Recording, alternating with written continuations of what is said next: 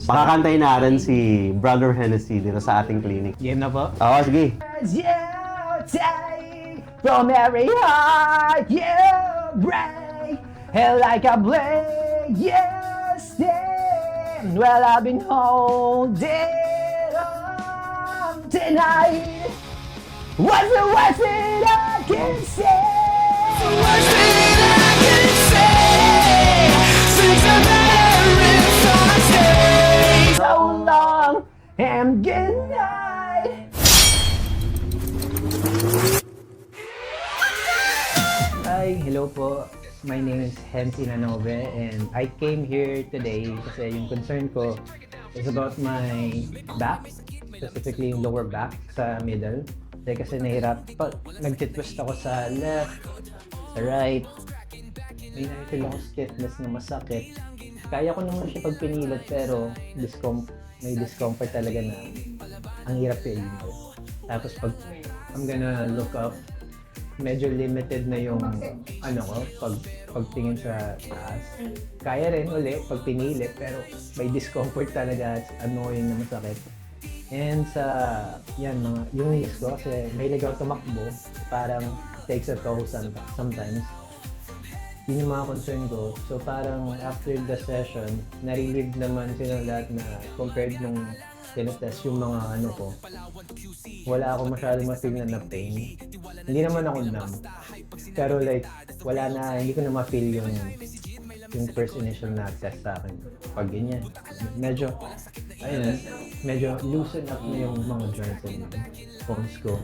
Kaya first time kong ma-experience yung mga nagka-crack na hindi ko alam, meron pa lang.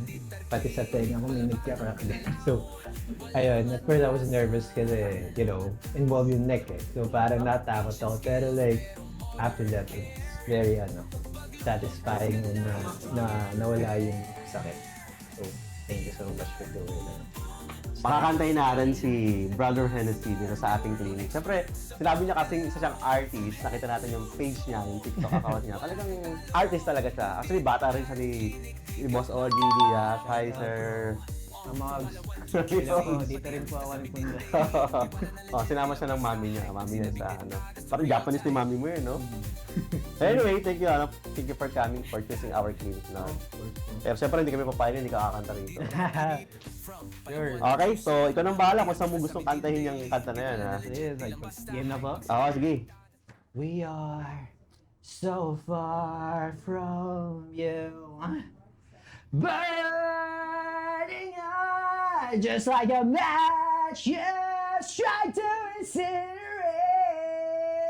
the lies of everyone you know. It was the words you take from every heart you break, and like a blade you stand. Well, I've been holding on tonight.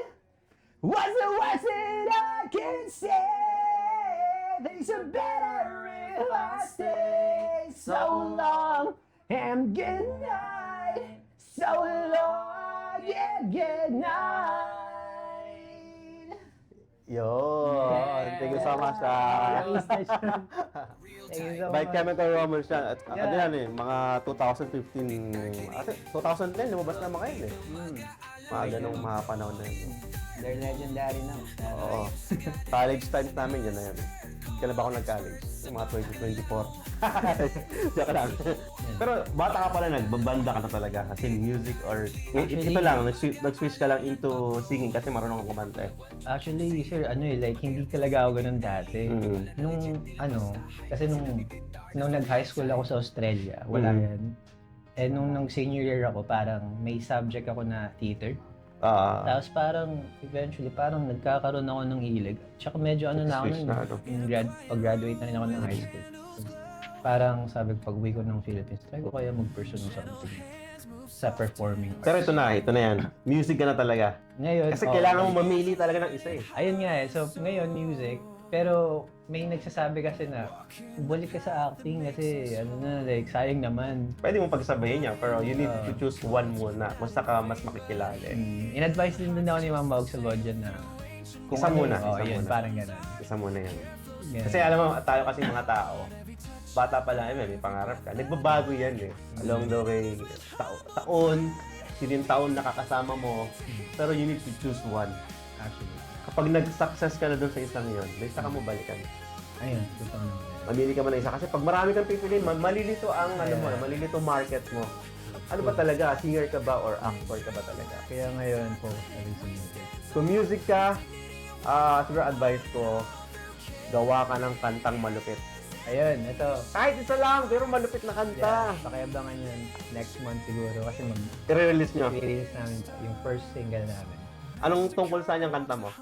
Actually, it's about, well, ang title nito Serenity. Okay. So parang, it's about parang yung sinulat namin siya, parang hopeful. Ay, naging hopeless ka, pero still try to be hopeful. Don't lose hope, parang ganun.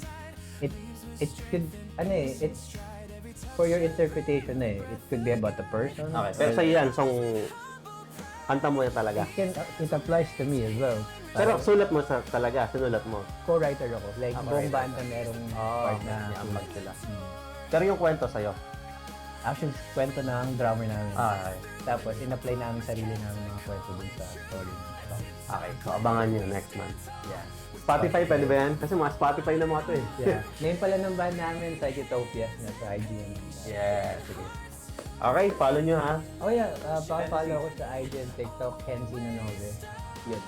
Yun ang both, like, active na social media. Ay, ba? Dati pa yun, mga ano lang. Ayun, session sa Wala na, hindi na alam eh. Okay, thank you so much Hennessy for coming here in our clinic. Bye-bye! Hello guys!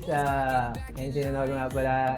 Iniimbitahan nyo kayo na pumunta dito sa Tart Clinic. Kung may mga ininda kayong sakit, lower back or whatever, bone, need adjustments, I'm telling you, it works. It works here. Guarantee. Proven and tested. So, sa mga kung nagbabanda kayo like me, mga musical artists, mga may mag-headbang, or kahit hindi kayo musical artists, mga celebrity dyan, mga artists na may mga stiff na kayo or stiff back, kailangan nyo ng adjustment or may mga inindang sa dito sa TikTok Clinic. Proven and tested. From Palawan to QC, pati artista sa amin din daily. Tiwala na legit, di lang basta hype. Pag sinabing dirta, that's the real type.